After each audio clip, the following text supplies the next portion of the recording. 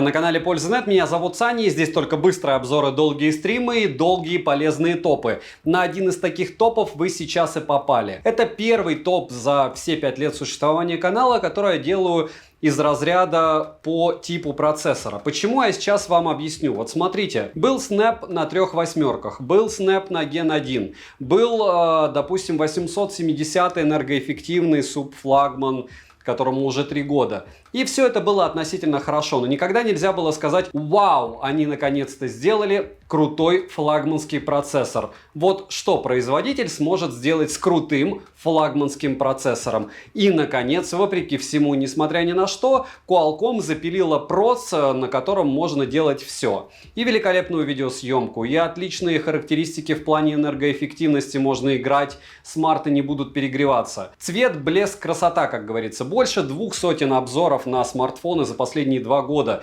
я выгружал, это значит 200 смартфонов проходило через мои руки. И ни разу у меня не появлялось мысли сделать обзор или топ по типу как сейчас. Почему? Потому что до этого процессоры были с большими недостатками. Либо он слишком сильно перегревался, либо слишком тротлил, либо в конце концов был слишком дорогой. Сейчас сказать, что Gen 2 очень дорогой, нельзя. Почему? Потому что у нас есть, допустим, те же Motorola, либо Meizu, которые делают смартфоны за довольно адекватные деньги. Да, у них есть свои минусы, но все равно. Если говорить о топовых флагманах с точки зрения цена-качество, разумеется, чем дороже вы телефон купите, на андроиде тем более, тем выше вероятность того, что перепродажи вы что-то потеряете. Поэтому мой топ этот, как и, наверное, большинство из моих топов на канале, которых море и будет еще море, недавно, кстати, был топ смартфонов от Xiaomi. Обязательно посмотрите, если хотите поддержать канал. Да и в принципе нужно все знать. А чтобы все знать, проще, когда кто-то за вас это дело структурирует. Все смарты в этом топе сегодняшнем были у меня на тестах. Все их я покупал, часть из них я продавал, часть из них я оставлял себе для дальнейших тестов и сравнений. И все их я могу вам рекомендовать. Будь то флагманы первого эшелона, будь то флагманы второго эшелона. Почему? Потому что по моему жизненному опыту без проблем их можно потом будет продать без потери в стоимости, если вы будете покупать не в российском ритейле. На лайв-канале есть тесты автономности и тесты в играх. В комментариях под моими обзорами есть как фанаты их, так и хейтеры. А основной плюс — есть люди, которые реально купили девайсы и честно пишут: здесь такие недостатки, но телефон в целом нравится. Я с тобой согласен. Или есть вот еще такие достоинства. Ты хейтер, я с тобой не согласен. Поэтому, если вы собираетесь приобрести себе флагман, ваш путь будет однозначно тернист. Если вы не оголтелый фанат какого-нибудь там, не знаю, Sony или Pixel, то вариантов развития событий, где вы будете выбирать себе Oppo, Redmi, не знаю, iQOO, Realme, Meizu, Huawei, Honor и Samsung просто море. И скорее всего вы будете менять операционные системы, потому что это интересно. Потому что, как говорится, мы растем, меняются только игрушки. Возможно, вы чем-то отличаетесь, но это не важно. А важно то, что сейчас на этом процессоре плохого в принципе на Snapdragon Gen 2 восьмерочки никто не делает. Напоминаю, что везде обвес 740 Adreno, даже если я где-то оговорился. Напоминаю, что у Qualcomm, в отличие от МТК, у процессоров GPS-точность залочена на 3 метра, лучше не бывает. Напоминаю, что, к сожалению, все синтетические тесты, которые я провожу, они не всегда отражают на 100% реальность. Почему? Потому что в том же Meizu у меня автономность PC-марки, вы узнаете об этом и в ролике, и в этом топе была 5 часов. А уже в реальном сценарии использования в играх автономность в играх была 19% в час при одновременном стриминге на Твиче. И это всегда стоит учитывать. Миллион мелочей. Но устройства дорогие, поэтому стоит из них что-то выбирать, если вы выбираете, опять же. И пишем в комментах, чтобы вы выбрали из этого топа. Возможно, вы и не собираетесь покупать флагманы, потому что логично, на Gen 2 везде флагманы. После этого топа у меня будет еще один топ флагманов, и после топа флагманов пойдут уже топы до 35 тысяч, до 30, до 25 и все подобное. Напоминаю, что 9 мая мы с вами встречаемся, чтобы пообозревать сразу Poco F5. Почему? Потому что это все равно, что Turbo Edition, он у меня на руках от Redmi. будет презентация на этом основном канале, и потом Poco F5 я разыграю. Во время стрима как раз расскажу условия. Всем девайсам данного топа от меня однозначное да. Почему? Потому что все это рентабельно. Все это кому-то да понравится помимо вас, после того, как вы вдруг приобретете одно из этих устройств. Какие у Qualcomm будут дальше процессоры, мы посмотрим. Буду ли я делать топы на другие процессоры? Очень сильно сомневаюсь. Почему? Потому что этот, еще раз повторяюсь, уникально стабилен и удачен. Таких я за свою бытность не встречал среди флагманских процессоров. Можете написать, может быть, у кого-то что-то на памяти есть из далеких времен, из настоящего я что-то пропустил. Еще раз повторяюсь, с девайсом да, всем, кто подпишется на канал, огромное спасибо, с колоколом двойное спасибо. Смотрим.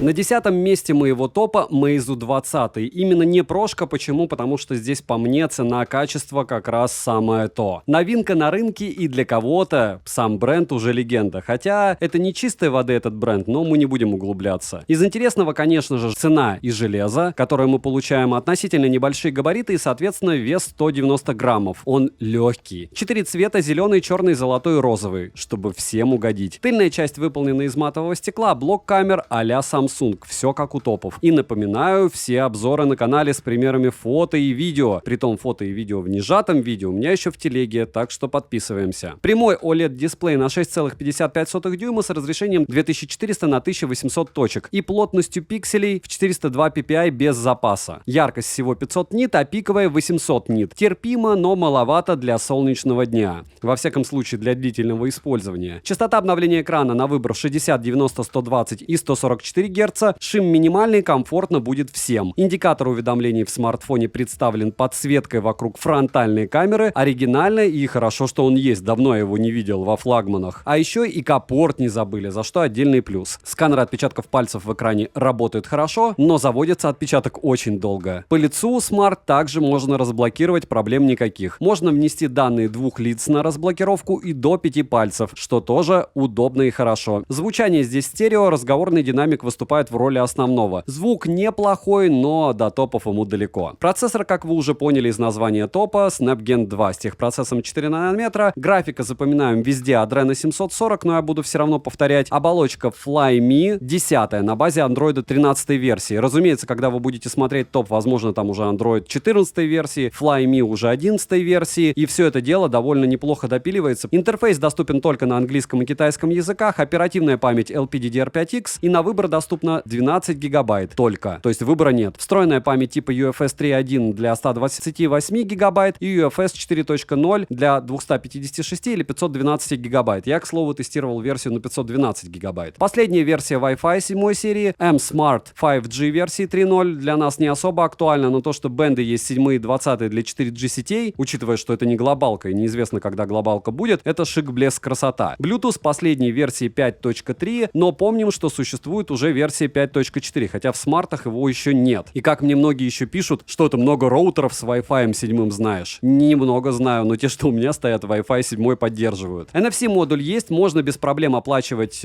картами MirPay. GPS-тест показывает стандартную точность для Qualcomm в 3 метра. Тестирую, потому что некоторые смартфоны могут только 4. И да, и даже у флагманов это встречается. Емкость аккумулятора 4700 мАч, и в PC-марке Smart показал 5 часов 6 минут работы при максимальной яркости и 144 Гц, которые вы практически нигде не будете использовать, потому что игр под них минимум, и при том, что в основном это для региона Китай или Азия. Это прям нереально мало, но в других сценариях использования этот Smart показал себя великолепно. Для примера, за час игры с одновременным стримингом на Твиче у меня ушло всего 19%. К слову, подобные тесты я провожу всегда на Твиче, потом выгружаю на лайв-канал пруфы, так что смотрите, оценивайте, приходите на Twitch, пообщаемся в конце концов. Полностью Smart заряжается с 0 до сотки за 46 минут, беспроводной и реверсивной зарядки в обычной двадцатке нет, зато есть в прошке. Но об этом в другом ролике, и я считаю, что прошка имеет слишком высокий ценник, поэтому в этом топе ее не будет. Под игры смартфон оптимизирован не очень хорошо, так как практически везде есть просадка по FPS. Скорее всего, так и останется. Тротлинг-тест проходит он плохо, Storage-тест показал отличные результаты, стресс-тест прошел хорошо. Все вы видите на экране, все результаты результаты тестов. Хотите больше аналитики, повторяюсь, смотрите мой обзор. И обязательно читайте комментарии пользователей, потому что кто-то эти смартфоны уже купил. Ничего не чищу, если там нет мата и хамства. Даже негативные и позитивные отзывы. Основной блок камер состоит из 3 модулей и кольцевой LED-вспышки. Основной широкий сенсор — это Samsung GN5 на 50 мегапикселей с оптической цифровой стабилизацией. Также есть сверхширик на 16 мегапикселей с углом обзора в 122 градуса и бесполезный модуль на 5 мегапикселей. Основной модуль может писать видео в 8К 30 FPS, есть также запись 4К 60 FPS. Фронталка на 32 мегапикселя может снимать видео максимум в 4К 60 FPS, и это отдельный плюс. Но ночью фронталка ужасна. Шумов больше, чем полезной информации. Опять же, в обзоре смотрите, вряд ли это дело как-то поменяется очень сильно. Минусы: нет мини-джека, нет поддержки карт памяти, нет беспроводной зарядки, не хватает яркости экрану, ну и защиту от влаги хотелось бы хоть какую-то иметь за эти деньги. И да, за эти деньги и даже дешевле она есть у Samsung, который при этом будет тормозить, у него будет ужасный процессор, но в то же время неплохой экран и защита от влаги. Это кому нужна защита от влаги в адекватный ценник, хотя все остальное будет плохо. Тротлинг-тест смартфон проходит плохо, разъем USB Type-C версии 2.0 по мне тоже фейл, могли бы хотя бы этим недостатки перекрыть, но вот так. Ну и разумеется, прошивка пока требует доработки, притом много где. И итог прост: если не придираться очень сильно и не сравнивать особо с другими флагманами, то он отлично подойдет для игр, там он себя чувствует хорошо, он не перегревается и заряд расходует бережно. За эти деньги я считаю, что это отличная покупка, особенно для фанатов, кто понимает, что покупает. Для людей, которые хотят смарт из коробки, наверное, это единственный из 10 смартфонов, который я бы не советовал покупать, если вы не знаете, что такое Motorola. Напоминаю, что ссылка на обзор в описании, так же как ссылка на покупку.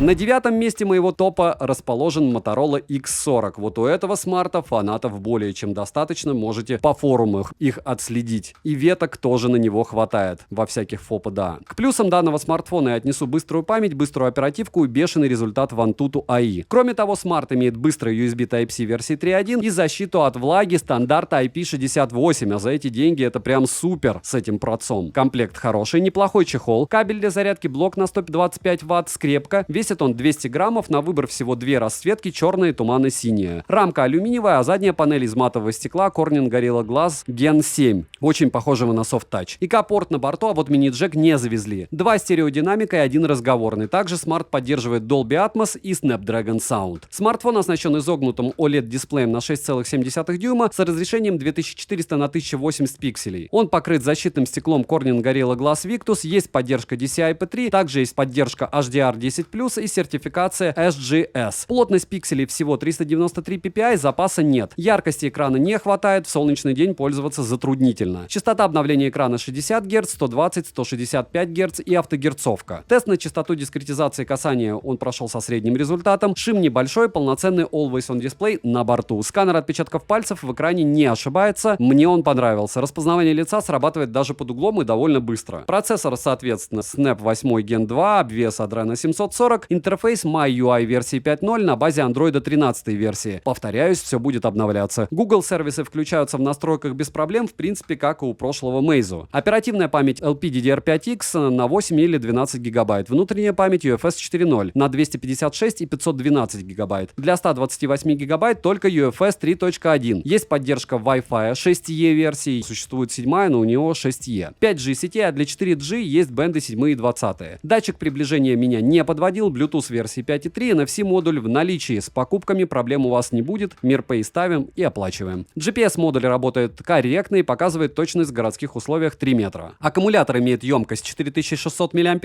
есть поддержка быстрой зарядки в 120 Вт, а также беспроводной зарядки 15 Вт и обратной на 5 Вт. С 0 до сотки он заряжается в среднем за 23 минуты, в играх улетает 20% заряда, а в YouTube 6%. И в играх он показал себя неплохо. Вопросы есть к оболочке, есть к железу, но смарт особо не греется, яркость не сбрасывает. 3D Mark прошел он отлично, а Antutu выдал маловато баллов для этого процессора. Тест искусственного интеллекта пройден на отлично, все в принципе результаты вы видите сейчас на экране. Основной блок камер с тыльной части состоит из 3 модулей и двойной LED вспышки. Основной сенсор на 50 мегапикселей, сверхширик также на 50 мегапикселей с углом обзора в 117 градусов и телевик на 12 мегапикселей с двукратным оптическим зумом. Оптическая и цифровая стабилизация на борту, видео смарт пишет максимум 8К 30 FPS, есть и 4К 60 FPS. Исходники есть в моей личной телеге, там ничего не сжато, как есть в оригинале, так и есть. Фронталка на 60 мегапикселей находится в верхней части экрана посередине, и видео может сниматься в стандартных 4К и 60 FPS. Но камеры в Видеосъемки не впечатлили, а вот фото получаются очень даже неплохими, учитывая стоимость. Но очень долго он фотографии делает. И в отличие от Samsung, в котором можно в настройках кое-что поменять и фото будут делаться быстрее, здесь никак. Ну, может быть, где-то что-то как-то появится с новой прошивкой, но пока все плохо. Роллинг шаттер при съемке фронталки — это, конечно, минус. Нет мини-джека, нет ЭК-порта, нельзя запихать карту памяти, процессор тротлит, сброс частоты процессора в тестах, смартфон перегревается в некоторых сценариях использования. И резюмирую я и про него также, что неплохой смарт за свои деньги, кто знает, что такое Motorola. Быстрое железо, защита от влаги, строгая приятная внешность — это все позволяет советовать этот смартфон с легкостью. На 8-м месте моего топа Honor Magic 5 Pro. Да-да-да, его хвалят, он в топе рейтингов у блогеров, у него защита от влаги IP68, сканер отпечатка пальца отличный, отклик великолепный, достойной автономности, приятной расцветки. Плюс он есть как в китайской версии, так и уже вроде бы в глобалке продают. Правда, за космические деньги. В комплекте со смартфоном мы имеем кабель для зарядки, чехол, блок питания и наклеенную на экран защитную пленку. Все как у всех. Защитной пленки нет только у Samsung и у яблок из того, что я тестировал. Размеры у смарта довольно большие, весит он 219 граммов, 5 расцветок в продаже, черная, голубая, зеленая, фиолетовая, оранжевая. В оранжевом цвете тыльная часть выполнена под кожу, а рама алюминиевая. Также есть версии со стеклом на тыльной части. Выглядит смартфон хорошо, он похож на некоторые смартфоны BBK. Ну, в принципе, все смартфоны сейчас плюс-минус похожие. Стереодинамики в наличии, эко-порт также в наличии. Дисплей OLED FuView имеет размер 6,81 дюйма с разрешением 2848 на 1312 пикселей. Чуть-чуть нестандартно, правда? Экран изогнут по краям, HDR10+, на борту, соотношение сторон 19,5 к 9, плотность пикселей 460 ppi. Пиковая яркость экрана 1800 нит, частота обновления экрана от 1 до 120 Гц, благодаря адаптивной частоте обновления экрана LTPO. Это уже, как говорится, высшая лига. Тач на 360 Гц в тесте дает средний результат, но в играх он великолепен. Результат частоты регулировки шима 2160 Гц, результат неплохой, есть куда стремиться, правда. Полноценный Always On дисплей также на борту, разумеется. Сканер отпечатков пальцев работает хорошо, как и распознавание лица. Кстати, завести можно только одно лицо. Процессор Qualcomm Snapdragon 8 Gen 2 задушенный. Почему, сейчас поймете. Графический процессор Adreno 740 и у всех участников топа также. Оболочка Magic OS версии 7.1 на базе 13-го Android. Русский язык в стоке есть, перевод неплохой. Оперативная память LPDDR5X на выбор 8, 12 и 16 гигабайт. Внутренняя память UFS 4.0 на выбор доступна 256 или 512 гигабайт. И расширить картой памяти microSD память нельзя. Также установлен радиочастотный чипсет Honor C1 для улучшения качества связи. Имеется поддержка Wi-Fi 7 серии, 5G сети, 4G есть 7 и 20 бенд. И связь смартфон ловит отлично. Проблем нет никаких. Датчик приближения, как и микрофоны, меня не подводили. Bluetooth здесь предпоследней версии 5.2. NFC-модуль на борту. GPS-модуль поддерживает работу с 5 различными спутниковыми системами. Имеет стандартную точность 3 метра. Ловит довольно быстро все. Но по мне, каким-то образом они все равно процессор задушили. Увидите это в тестах. Емкость аккумулятора 5100 мАч, хотя в разных программах разные данные. В PC-марке он показал время автономной работы 8 часов 35 минут в максимальной яркости и при максимальной герцовке. Вспоминаем Meizu с 5 часами. Расстраиваемся, идем дальше. Смарт поддерживает быструю зарядку на 66 Вт. За 40 минут заряжается на 55%. Правда, слегка смешно, когда некоторые смартфоны уже за 15 минут на сотку заряжаются. В играх за час уходит в среднем 18-19%. Также имеется беспроводная зарядка на 50 Вт и реверсивная на 5. В тестах показал себя он не с лучшей стороны. Тротлинг-тест проходит он очень плохо, перегрева нет, но сам по себе тест ужасен. Вантуту выдал скромный результат, как и в Storage-тесте. Что они сделали с процессором, я не знаю, но точно что-то нехорошее. По камерам. Основной блок камер состоит из 3 модулей. LED-вспышки, датчика уменьшения мерцания во время съемки, направленного микрофона и системы лазерной фокусировки. Основной сенсор на 50 мегапикселей со светосилой f1.6. Сверхширик на 50 мегапикселей с углом обзора в 122 градуса и макро в 2,5 см. Телеобъектив с перископом также на 50 мегапикселей, есть 3,5-кратный оптический зум и 100-кратный цифровой. Оптическая, как и цифровая стабилизация, разумеется, на борту. Запись видео доступна в максимум в 4К 60 FPS. Ощущаете? Gen 2, а 8К нет. Фронтальный модуль на 12 мегапикселей может снимать максимум в 4К 30 FPS с углом обзора в 100 градусов. Никаких вам 120, как у некоторых. Он неплохо снимает, но цвета перекручены, и в 4К 60 FPS есть ограничение на съемку в 15 минут. Почему он так высоко? Правильно, потому что методика DxOMark, как говорят американцы, flexible, и она, мне кажется, подстраивается под разные бренды, под которые нужно построиться. Потому что я бы за ограничение, наверное, мест 10 бы снимал. Я понимаю, что многие напишут, нам не нужно 15 минут, минут. Также многие напишут, мне хватит и 100 градусов. Кто-то напишет, мне фронталка вообще не нужна. Следующий напишет, 4К 60 FPS у фронталки никому не надо. Но реально это флагман на Gen 2 за эти деньги. Не будем о грустном. Камера — это сильнейшая фишка данного смартфона, но она перехвалена во многих рейтингах, повторяюсь, по моему мнению. Минусы, разумеется, есть. Нет 8К для основного сенсора, как я уже говорил, нет мини-джека. Зарядка только 66 Вт. Притом у меня Huawei P60 Pro тоже только 66 Вт. Тестирую. Кстати, обзор на него будет завтра. Нет возможности расширить память, процессор тротлит и смартфон перегревается. В китайской версии нет гуглов, но она зато имеет адекватный ценник. А еще очень сильно пачкается стекло камер. Резюмирую, как ни крути, но Huawei — это костыли. Гуглы встают через стороннее ПО, говорят, что глобалку на китайца накатить можно, но мне это не особо интересно, потому что это все равно костыли. И вы, может, получите кирпич. К слову, так же, как я получил кирпич Redmi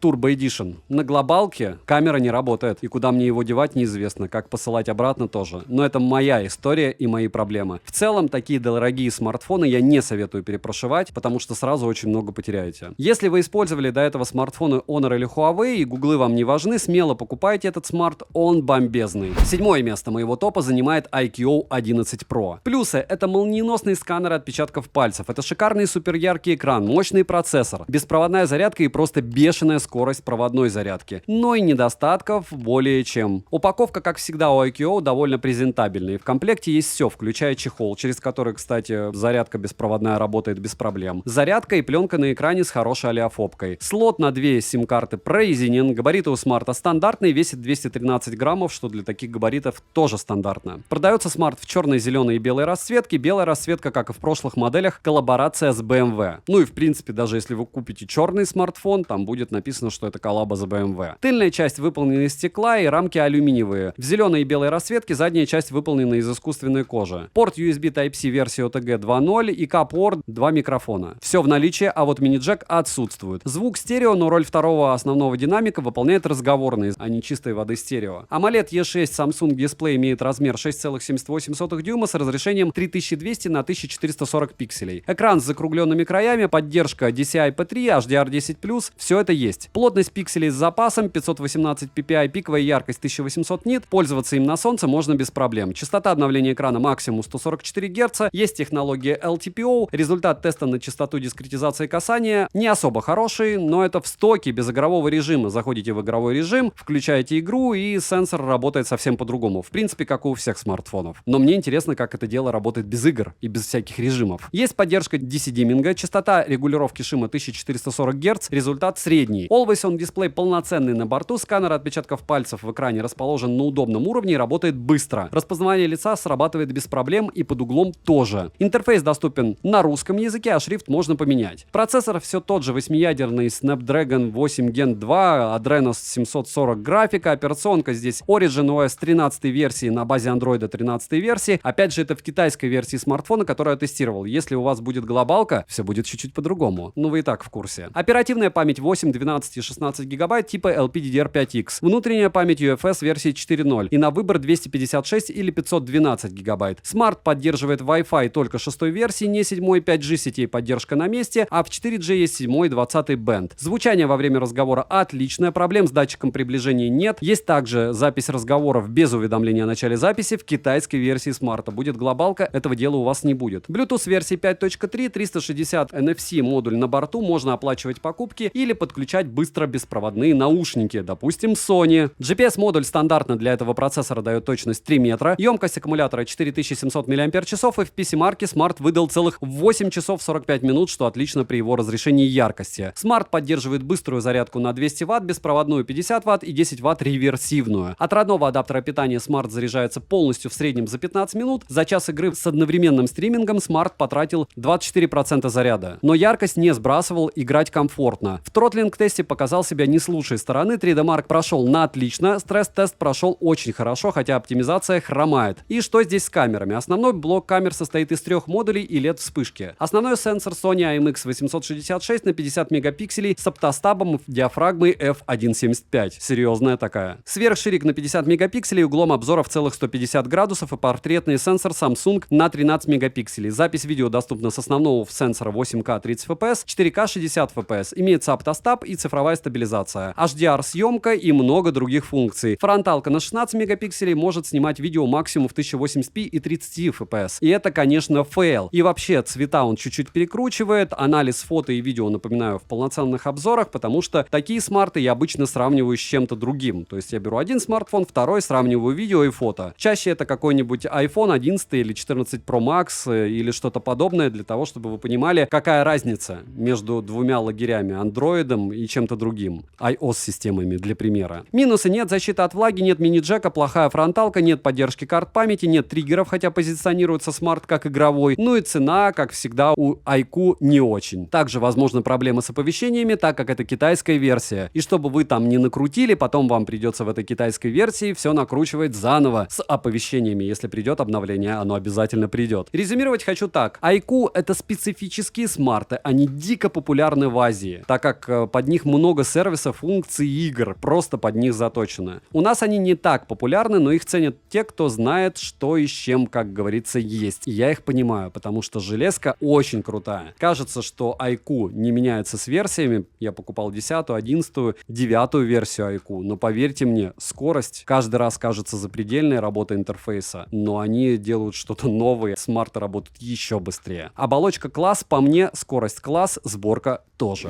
На 6-м месте сегодняшнего топа расположен Xiaomi 13 Pro. Для многих самый-самый шикарный телефон по фото. К плюсам данной модели отнесу его великолепный экран, максимальную яркость в 1900 нит, отличную автономность, стабильность работы в разных задачах, также защита от влаги IP68, керамический очень приятный корпус и быстрая зарядка, разумеется. Комплект стандартный для Xiaomi, это все необходимое. Простенький чехол, документация, кабель для зарядки и блок на 120 Вт. Лоток для двух сим-карт прорезинен, весит смартфон 229 граммов, совсем немного по меркам 23 года. Тыльная часть смартфона выполнена из керамики, но есть версии из искусственной кожи. Рамка алюминиевая, сборка хорошая. Разъем USB Type-C OTG версии 2.0, что просто приличный такой фейл. Звучание стерео, звук неплохой. Экопорт, как всегда, у Xiaomi на борту. Также смартфон оснащен защитой от влаги IP68. Все, что имеет IP68 в рекламе, я топлю в своих роликах. Ну, вы, в принципе, это и так знаете и видите. Если что-то погибло, я вам об этом сообщаю. Из того, что погибло, был только у меня iPhone 14 Pro. Экран у Xiaomi AMOLED E6 LTPO, дисплей, размер на 6,73 дюйма, разрешение 3200 на 1440 пикселей. Защищен он стеклом Corning Gorilla Glass Victus. Экран отображает 100% цветового пространства DCI-P3, в принципе, как и все, и sRGB. Плотность пикселей 521 ppi, и это значит, что вам не только приятно видео будет смотреть, но и читать, потому что все читалки должны иметь максимальную плотность пикселей от 500. Для комфортного использования я всегда рекомендую 400 ppi. Не для чтения, для потребления контента и игр. Пиковая яркость 1900 нит доступна в режиме автояркости, так что на солнце смартфон можно использовать без проблем. В ручной яркости, в обычной, максимальной 1200 нит. Частота обновления экрана 60-120 Гц или автогерцовка, тач на 240 Гц. Результат для данного смартфона плохой. Шим средний, видали и получше, автояркость работает корректно, полноценный Always On дисплей в наличии, за что спасибо. Сканер отпечатков пальцев в экране расположен в экране, работает хорошо, как и распознавание лица, которое срабатывает также хорошо, даже под углом. Процессор Qualcomm Snapdragon 8 Gen 2, графический процессор Adreno 740, операционная система MIUI 14 на базе Android 13 версии. Смартфон работает шустро, но не идеально, как обычно, допилит со временем. Оперативная память на 8 или 12 гигабайт, LPDDR5X, внутренняя память UFS 4.0. Можно выбрать на 256 или 512 гигабайт. Версии на 128 гигабайт памяти, версия внутренней памяти UFS 3.1, соответственно, ее я рекомендовать однозначно не могу. У смарта есть поддержка Wi-Fi 6E версии, не последняя, 5G сетей, в глобальной версии у 4G есть 7 и 20 бенд. Bluetooth версии 5.3, есть NFC модуль, GPS модуль показал хорошую точность 3 метра и работает он прям мега быстро. К слову, я тестировал китайскую версию смартфона, но по большому счету по железу. И в тестах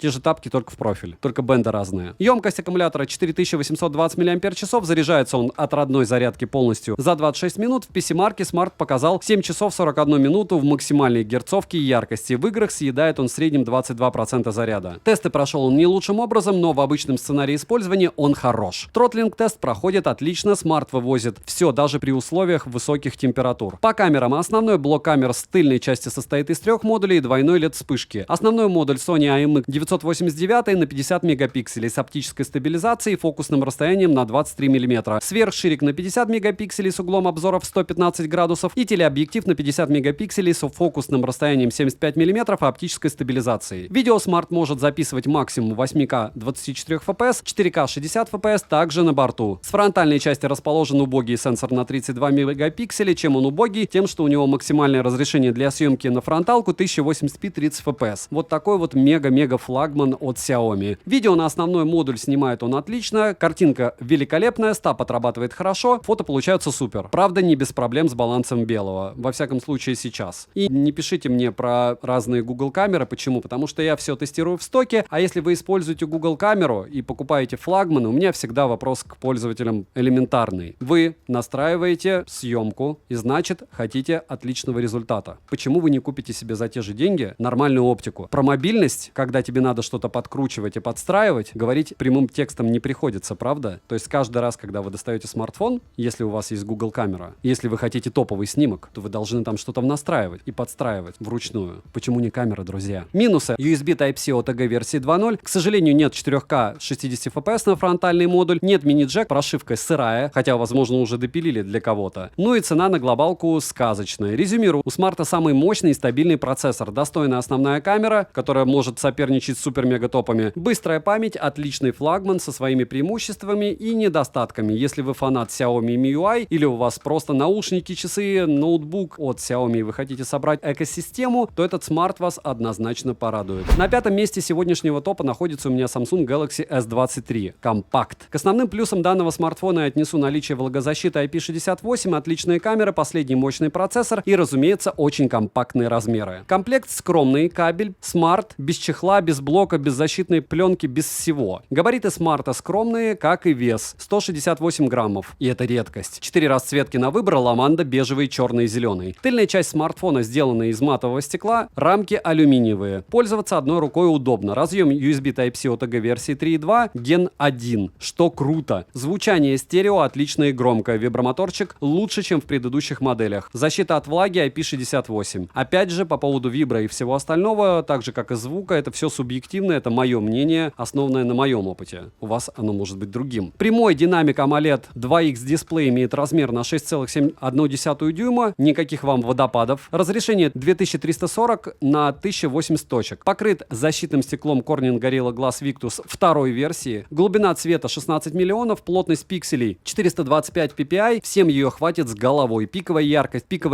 1750 нит, более чем достаточно. Частота обновления экрана адаптивная 60 Гц, 120 и автогерцовка. В простое 24 FPS. Тач минимальный, хуже среднего, странно для флагмана. Шим есть и показатели плохие, стандартно для самсунгов. Always on Display есть и полноценный, и повторяюсь, что любой самсунговский флагман вам необходимо посмотреть в магазине, прийти и долго и упорно смотреть на экран хотя бы минут 30 для того, чтобы понять, чувствительны вы к шиму или нет. Сканер отпечатков пальцев находится на удобной высоте, максимум можно завести 4 пальца. Распознавание лица срабатывает хорошо, но угол, под которым сканер может распознавать лицо, не особо большой относительно других флагманов, которые были в топе. Подбородка у экрана нет, и это круто. Процессор все тот же, Snap 8 Gen 2, но с приставкой for Samsung. Должен быть разогнан, но по мне задушен. Графический процессор 740 Adreno, интерфейс One UI версии 5.1 на базе Android 13 версии. Оперативная память LPDDR5X и доступна только 8 гигабайт. Внутренняя память UFS 3.1 на 128 гигабайтах, а версии на 256 и 512 уже UFS 4.0. И не забываем, сколько весит сама система. Хотя, опять же, весит она немного меньше, чем показывает сам аппарат, но от этого не легче. Есть поддержка высокоскоростного Wi-Fi 6E, сетей 5G, а в 4G есть 7 и 20 бенд. Звучание во время разговора отличное, датчики не подводят приближение, Bluetooth версии 5.3, есть NFC-модуль для бесконтактной оплаты и ряда других применений. GPS-тест показал точность 3 метра в городских условиях, стандартно для Qualcomm. Аккумулятор имеет емкость скромную в 3900 мАч, в PC-марке показал он себя отлично. 9 часов 39 минут, и это все на максимальном разрешении и максимальной яркости экрана. Правда, с динамической герцовкой. Смарт поддерживает зарядку на 25 Вт, смешно, правда? Беспроводную зарядку на 10 Вт и реверсивную тоже поддерживает. Экрана хватает в среднем на 5-7 часов в зависимости от сценариев использования. Как говорят мои администраторы, которые им пользуются: Александр, главное не использует GPS, работает только через Wi-Fi, включая автояркость. И ничего, что тебе, может быть, яркости иногда не будет хватать. Главное, часов будет много. Лично у меня в играх с одновременным стримингом в час он поедал 42%, перегревался и вылетал. Вот такая магия. Самый неоптимизированный из смартов. В топе 10 у меня здесь по играм. Однозначно. Процессор тротлит, и это заметно даже без тестов. Конечно, тесты он прошел все, но со скрипом. Основной блок камер с тыльной части состоит из 3 модулей LED-вспышки. Основной широкоугольный сенсор Samsung S5KG-N3 на 50 мегапикселей с оптостабом и 3-кратным оптическим зумом, фазовым автофокусом. Сверхширик Sony IMX 564 на 12 мегапикселей с углом обзора в 120 градусов без автофокуса. Печаль, правда? И телевик на 10 мегапикселей с оптической стабилизацией. Видео смарт может писать максимум 8К 30 FPS. Также есть поддержка записи в 4К и 60 FPS. Ограничения по времени отсутствуют. В стоке куча режимов видео и фотосъемки. Места для экспериментов более чем достаточно. Фронталка на 12 мегапикселей с автофокусом может снимать видео максимум в 4К 60 FPS. Фото получаются достойные. Фронтальный сенсор дает отличную картинку. Даже фото в ночное время получаются с отличной детализацией. Минусы — это, как всегда, цена завышена. Никакого комплекта. Это больше похоже на издевательство, даже без защитной пленки. Скромный аккумулятор, малое время автономной работы, зарядка всего 25 Вт, процессор тротлит, очень слабый комплект поставки, шумы при съемке, шим убивает, просто и медленная память у версии на 128 гигабайт. Резюмирую, здесь все должны понимать, что главная фишка этого смартфона — это размеры. Альтернатив не особо много, а те, что есть, не сказать, что они лучше, опять же, по мне. Но помните, что вам придется искать компромисс между автономностью и размером смартфона всегда. Цены на смарт упали, можно найти его за адекватные деньги, поэтому к покупке рекомендовать я его однозначно могу, даже несмотря на минусы. И всем, кто не подписался, не забудьте подписаться на YouTube канал, разумеется. Почему? Потому что чем больше у меня подписок, тем больше обзоров я могу для вас сделать и больше тестов. Я понимаю, что иду в правильном направлении. Если направление где-то неправильное, можете написать в комментариях, будем его корректировать. Но перед этим не забудьте подписаться, желательно с колоколом. На 4-м месте моего топа красуется Xiaomi 13. Вот еще один представитель компактных смартов, но он, разумеется, больше, чем S23, и это не единственный его плюс. Его подтянули по многим параметрам, потому что я тестировал его в китайской версии смартфона и потом купил глобалку. Мне есть чем сравнить, ведь несколько месяцев назад я тестировал, еще раз повторяюсь, его в China version, и сейчас я тестировал глобалку. У него прилично улучшилась видеосъемка, я бы сказал, в разы. Тесты он проходит тоже лучше. И перейдем же к смарту. Комплект поставки у всех смартов Xiaomi хороший. Они кладут и блок питания, и какой-никакой чехол на первое время, и защитная пленка на экране нормально наклеена. И, разумеется, олеофобка у этой защитной пленки приличная. И напоминаю, что это экран не водопад, и играть в него прям приятно. Габариты у смарта небольшие, ведь он, считай, компакт, а весит 189 граммов. 3 варианта расцветки на выбор — это черная, белая и зеленая. Голубой в глобале отсутствует пока. Есть еще специальная версия этой модели в ярких цветах, но ее даже в продаже я не видел. Задняя часть смартфона выполнена из глянцевого стекла, а рамка алюминиевая. Смарт имеет защиту от влаги и пыли стандарта IP68, разъем USB Type-C версии 2.0, что очень даже плохо. Звук у смарта, разумеется, стерео, громкости более чем достаточно. Смартфон оснащен дисплеем AMOLED E6 на 6,36 дюйма. Имеет разрешение 2400 на 1080 точек. Защищен стеклом Corning Gorilla Glass 5 версии с поддержкой DCI-P3, HDR10+,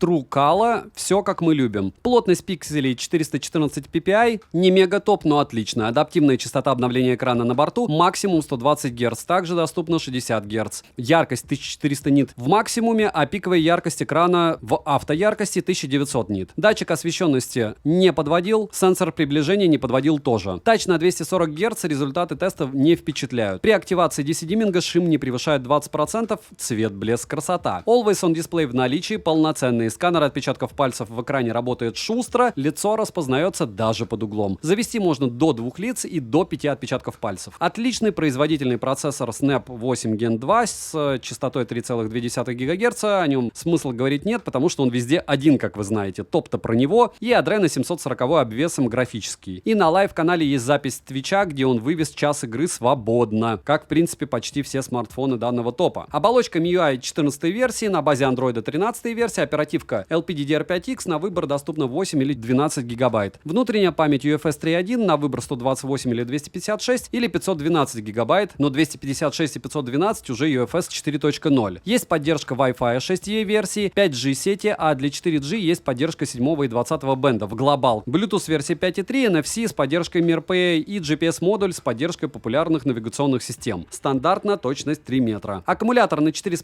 мАч, и в PC-марке он показал время автономной работы 9 часов 16 минут на максимальной яркости экрана и 120 Гц. Также есть поддержка быстрой беспроводной беспроводной зарядки, реверсивной зарядки с 0 до сотки заряжается в среднем за 44 минуты. Тротлинг-тест выдал неплохой результат. Не особо стабильно, но достойно. В Antutu выдал результат в 1 миллион 119 тысяч попугаев. Стандартно 1,3 миллиона для этого процессора, но чуть-чуть задушили для стабильности. Стресс-тест прошел не идеально, но и неплохо. Результаты теста искусственного интеллекта космические, почти 4 миллиона баллов. Основной блок камер с тыльной части состоит из 3 сенсоров и двойной LED вспышки. Направленного микрофона, к сожалению, здесь нет. Основной модуль на 50 мегапикселей с оптостабом и автофокусом с апертурой f1.8, ультраширик на 12 мегапикселей с углом обзора в 120 градусов и телефотосенсор на 10 мегапикселей с оптостабом. Видео с основного модуля Smart пишет максимум 8К 24 FPS, 4К 60 FPS также на борту. Оптический зум в наличии, как и цифровой. В стоке много режимов съемки. Фронталка на 32 мегапикселя может снимать видео максимум в 1080p 30 FPS, и, к сожалению, ее качество не радует. И напоминаю, все примеры фото, видео, анализ фото, сравнение в полных обзорах. Резюмирую. Минусы: смартфон довольно сильно греется, причем в разных сценариях использования. Нет 4К для фронталки, маркий корпус, нет мини-джека и память не расширить. Возможно, еще цена, но по мне он своих денег стоит. Это, скажем так, прям баланс-баланс. Но при всех этих недостатках я считаю, что Xiaomi 13 очень удачный аппарат от бренда Xiaomi, даже лучший по соотношению цена-качество на сегодняшний момент. Он компактный, мощный, огромный плюс и такое высокое место по той причине, что видеосъемку они конкретным образом в нем подтянули за эти месяцы. Первый раз за мою память. На третьем месте моего топа расположен, разумеется, Samsung Galaxy S23 Ultra. К плюсам данного смарта я отнесу, разумеется, S Pen. Это единственный смартфон вообще с S Pen на рынке. Очень яркий экран, шикарные фото на 200 мегапикселей, ну и очень интересная внешность. Хотя она особо не поменялась с S22 Ultra. И, разумеется, если у вас S22 Ultra, смысла переходить 0 на 23 Ultra. Комплект поставки скудный, только смарт, кабель Type-C на Type-C и ключ для извлечения прорезиненного слота на 2 сим-карты. eSIM, кстати, тоже на борту. Но даже защитной пленки, повторяюсь, у него нет. Габариты огромные, вес 233 грамма, и это немало. В продаже есть зеленая, черная, лавандовая и бежевая расцветки. Тыльная часть выполнена из стекла, а рамка алюминиевая. Без чехла носить терпимо, но с чехлом будет еще удобнее из-за размеров. USB Type-C разъем OTG версии 3.2 Gen 1. Звук у смарта стерео, есть встроенный эквалайзер, есть перо S Pen и большое количество функций для его использования. Имеется официальная защита от влаги IP68. Топили, выжил, молодец. Смартфон оснащен дисплеем Dynamic AMOLED 2X LTPO версии 3.0 на 6,8 дюйма с разрешением 3088 на 1440 точек. Со сверхпрочным стеклом Corning Gorilla Glass Victus второй версии. Пиковая яркость 1750 нит, ее хватает для использования на солнце. Плотность пикселей 500 ppi, идеально, даже для чтения. Частота обновления экрана 120 Гц, а также доступно 60 Гц и автовыбор. Шим в районе 50%, и это плохо, но Samsung всегда на это все равно. Хотя они вроде бы производят дисплеи, себе они ставят максимально яркие с максимальным шимом. Можно долго и упорно рассказывать про его герцовку, но давит. Полноценный Always On дисплей на борту, автояркость работает корректно. Разблокировка отпечатка пальцев срабатывает хорошо, по лицу смарт разблокируется также без проблем. Рамки симметричные и небольшие, есть подбородок, но небольшой. Процессор установлен Qualcomm Snapdragon 8 Gen 2, разумеется, for Galaxy. И это не самая лучшая его версия. Интерфейс One UI версии 5.1 на Android 13 версии и занимает место на диске система целых 53 гигабайта, хотя опять же, по факту она занимает меньше. Это был лайфхак от Samsung для того, чтобы пользователь не беспокоился, что у него не 256 512 гигабайт или 1 терабайт, но все равно могли бы это как-то по-другому обыграть. Оперативная память LPDDR5X на выбор 8 или 12 гигабайт, внутренняя память UFS 4.0 на 256 512 и 1 терабайт. Есть поддержка Wi-Fi 6E, 5G сетей, 4G есть 7 и 20 бенд, Bluetooth версии 5.3, NFC модуль на борту, скачиваем MirPay и платим, ну или подключаем наушники через NFC. Кстати, Samsung Pay без проблем. GPS показывает точность в городских условиях 3 метра, смарт имеет аккумулятор на 5000 мАч, и в PC-марке смарт выдает время автономной работы 12 часов 52 минуты. Но это с автояркостью. Смарт поддерживает зарядку максимум на 45 Вт и беспроводную на 15. Смешно, правда? В тестах процессор тротлит, но не так, как S23, поменьше. В 3D-марке показал он ожидаемые средние результаты. Storage-тест проходит, показывая стандартные 135 тысяч. Стресс-тест проходит не лучшим образом. Перейдем же к камерам. Основной блок камер с тыльной части состоит из 4 сенсоров и одной LED-вспышки. Основной широкоугольный сенсор Samsung на 200 мегапикселей с оптической стабилизацией и лазерной автофокусировкой. Сверхширокоугольный сенсор на 12 мегапикселей с углом обзора в 120 градусов и автофокусом. Также есть два телефотосенсора. Запись видео доступна максимум 8К 30 FPS. И, конечно, конечно, 4К 60 FPS также на борту. Фронтальный сенсор на 12 мегапикселей 4К 60 FPS снимает. Минусы — это скромный комплект поставки, скромная зарядка, процессор тротлит, сильный шум при видеосъемке в недостаточном освещении, космический шим, сброс яркости во время игр и программное обеспечение, к которому необходимо привыкать, потому что, допустим, он медленно фотографирует. Все это можно через настройки изменить, но этот смарт должен, по идее, работать из коробки.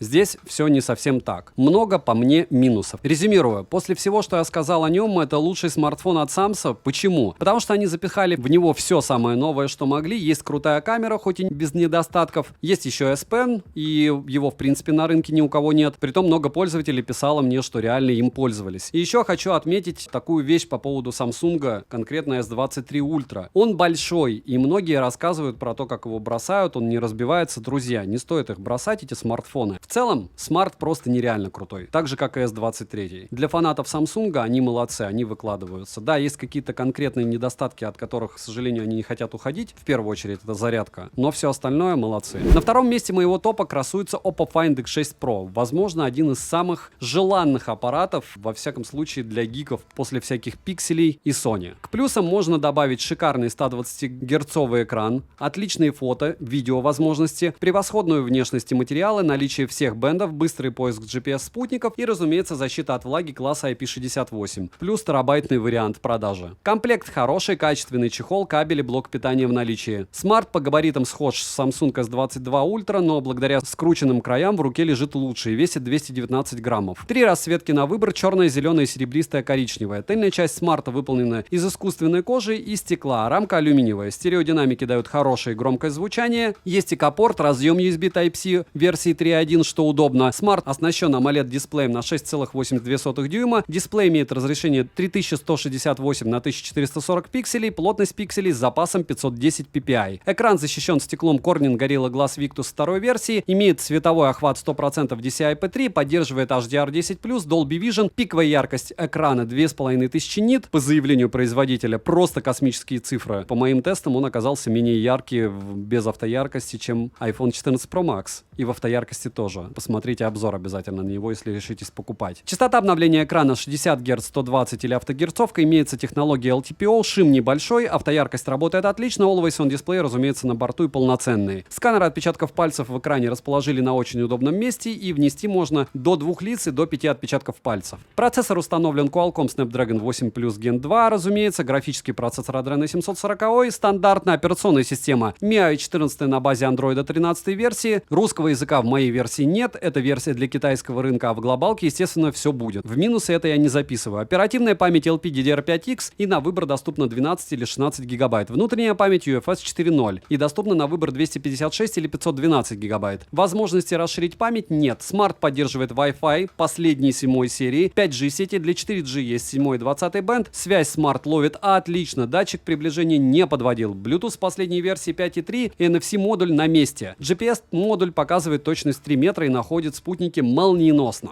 Аккумулятор емкостью в 5000 мАч, и в PC-марке в тесте на автономность он выдал 7 часов 20 минут. Естественно, на максимальной яркости дисплея, максимальном разрешении 120 Гц. Отличный результат. Смарт поддерживает технологию быстрой зарядки Power Delivery на 100 Вт, беспроводной зарядки на 50 Вт и реверсивной на 10 Вт. Заряжается полностью от родной зарядки смарт на 39 минут, а в играх с одновременным стримингом в час уходит 24%. Запись стрима на лайв-канале. К слову, где я приобретаю смартфоны, ссылка на телеграм-канал этих людей тоже в описании. У них, правда, только сейчас Oppo Find X6 Pro как раз на территории России, но продают они только то, что у них есть. Смарт сбрасывает яркость экрана, когда ему тяжело, об этом говорят и тесты, и это плохо. Тротлинг-тест прошел не идеально, стабильность хромает. Ждем, когда с обновлениями все поправят. Глобалки пока нет, но гарантия у него глобальная. И смарт не блокировался, в отличие от некоторых смартфонов бренда BBK. Никаких ограничений на симки или еще подобное нет. Основной блок камер с тыльной части состоит из 3 сенсоров и двойной LED-вспышки с направленным микрофоном. Над корректировкой цвета работал Hasselblad. Основной сенсор от Sony IMX989 на 50 мегапикселей с оптостабом и лазерной автофокусировкой со светосилой f1.8. Сверхширик Sony IMX890 на 50 мегапикселей с углом обзора в 110 градусов и телеобъектив перископ на 50 мегапикселей с оптостабом и оптическим зумом. Видео смарт может писать максимум в 4К 60 FPS, оптическая и цифровая стабилизация на борту. В стоке у смарта просто море режимов настроек под разные разные сценарии съемки. Фронтальный модуль на 32 мегапикселя может снимать видео максимум в 1080p 30 fps, но это очень плохо, это же флагман. По камере все хорошо, разве что цвет кожи немного приукрашен. Минусы есть, к сожалению. Нет мини-джека, нет карты памяти, но, видимо, во всех флагманах мы это дело не увидим уже, кроме Huawei-евских. Фронтальный модуль могли бы запихать туда хотя бы 60 fps, а так он печален и драматичен. Сбрасывает яркость в играх, и это ни в какие ворота, и процессор пока нестабилен. Плюс отсутствие глобалки. Но насчет фото и видео не только я согласны, что это один из лучших смартфонов на рынке, притом выглядит он реально классно. Резюмирую, смарт подкупает и экраном, и процессором последним, и отличными фотовозможностями. Но у него плохая фронталка и необузданный пока процессор для него конкретно. Но если сложить все плюсы и минусы вместе, то смартфон за свои деньги просто шикарный. И аналогов у него немного, но есть, поэтому это лишь второе место.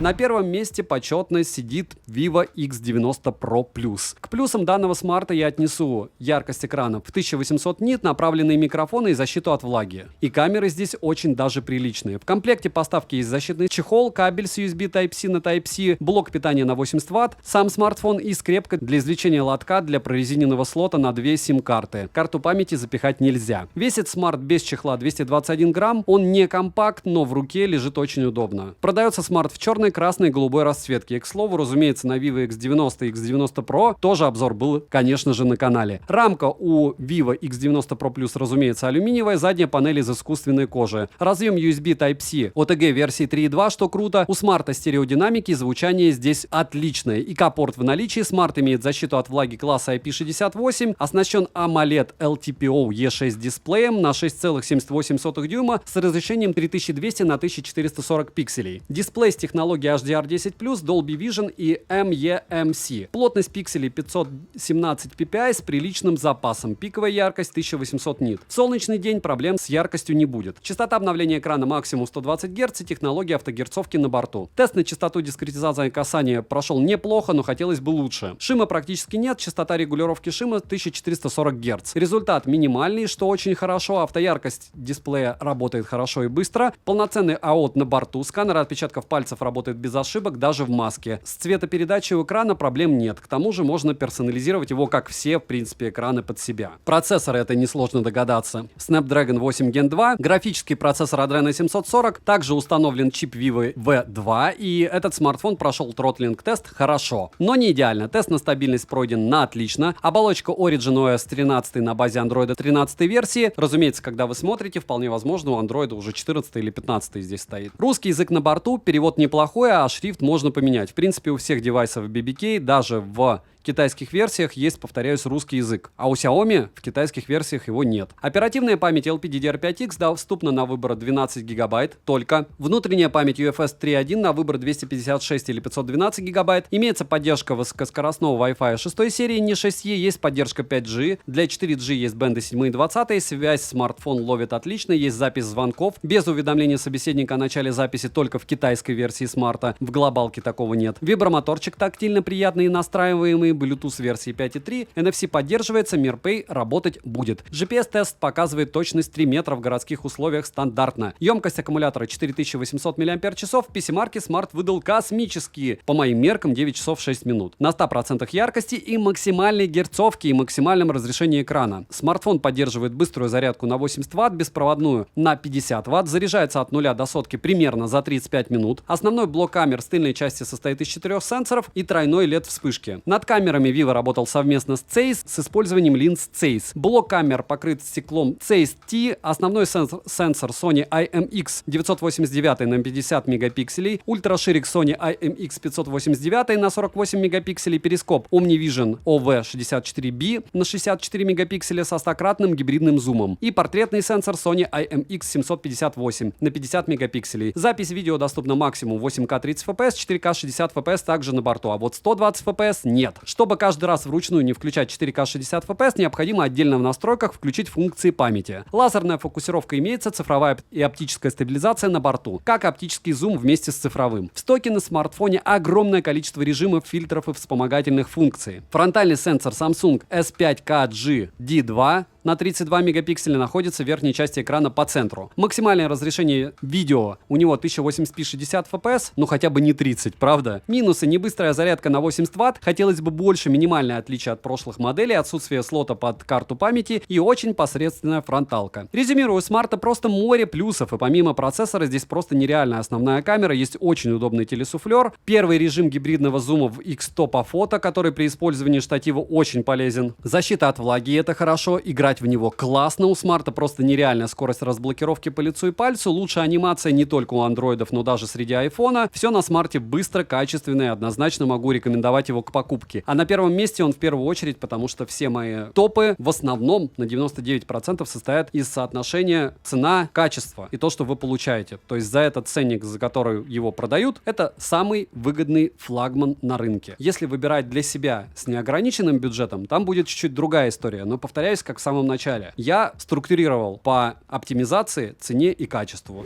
Если говорить о чем-то странном и вне топа, мне хочется отметить Nubia Red Magic 8 Pro как игровой отличный вариант. Разумеется, вместо Nubia я бы советовал вам купить Asus ROG за космические деньги, но у многих нет этих денег, и ZTE сделала в принципе неплохой смарт, в первую очередь потому, что у них фронталка не видна. Да, она убогая, но игровой смарт без фронталки практически, потому что она скрыта, это всегда хорошо. Из плюсов: 120 Гц экрана, 1500 нит пиковая яркость, быстрая память UFS 4.0, имеется возможность брать питание напрямую от розетки, минуя аккумулятор, а значит аккумулятор не умрет, и можно часами напролет играть. Есть RGB подсветка и кулер для охлаждения смартфона, сенсорные кнопки, переключение игрового режима и еще много всего. Комплект поставки стандартный, коробка оформлена под комикс, чехол посредственного качества, сам смартфон с наклеенной защитной пленкой, блок питания на 65 Вт с разъемом Type-C и кабель. Весит смарт 225 граммов, имеет внушительные габариты, продается в 3 вариантах расцветки: матовый черный, черный и с прозрачной тыльной частью и практически такой же белый. Выглядит смартфон стильно, особенно без чехла, грани прямые, это не мешает. Разъем USB Type-C OTG версии 3.1 и мини-джек в наличии, шикарно, это же игровой смарт. В корпусе есть отверстие для забора и вывода воздуха для вентилятора, который можно настроить под себя, RGB подсветка также настраивается и может быть индикатором уведомлений. Дисплей AMOLED на 6,8 дюйма с разрешением 2480 на 1116 пикселей. Но технологии LTPO сюда не завезли. Плоская матрица экрана покрыта стеклом Corning Gorilla Glass 5 версии, глубина цвета 10 бит с цветовой гаммой 100% DCI-P3, плотность пикселей 421 ppi, пиковая яркость 1500 нит и при прямом попадании света на экран яркости достаточно. Частота обновления экрана 120 Гц и 60 Гц, авторежима нет, тач на 720 Гц, показатели шума средний, выше 27% не поднимается. Always on Display на борту, но простенькие уведомления он не показывает. Блокировка с помощью отпечатка пальца и сканера лица, все работает, все без нареканий. Подбородок минимальный, его практически нет. Фронтальная камера спрятана под экран, но качество ее ужасное, хорошо, что ее практически не видно. Процессор Snapdragon 8 Gen 2, графический процессор Adreno 740, стандартная система охлаждения. Отрабатывает отлично, но разница в температуре с включенным и отключенным вентилятором всего пару градусов. Интерфейс Red Magic OS версии 6.0 на базе Android 13 версии. Оперативная память LPDDR5X, на выбор доступно 12 или 16 гигабайт. Внутренняя память UFS 4.0, доступна на выбор 256 или 512 гигабайт. Хотелось бы 1 терабайт, но вот что есть, то есть. Wi-Fi 7 в серии, поддержка 5G, 4G, 7 и 20 бенд у 4G есть. Связь смарт ловит отлично, датчики, микрофоны ничего не подводит. Bluetooth версии 5.3 и NFC на борту. Можно MirPay устанавливать и платить. Аккумулятор емкостью 6000 мАч. PC-марки выдает 15 часов 10 минут с включенной автояркостью. Очень хороший результат. Быстрая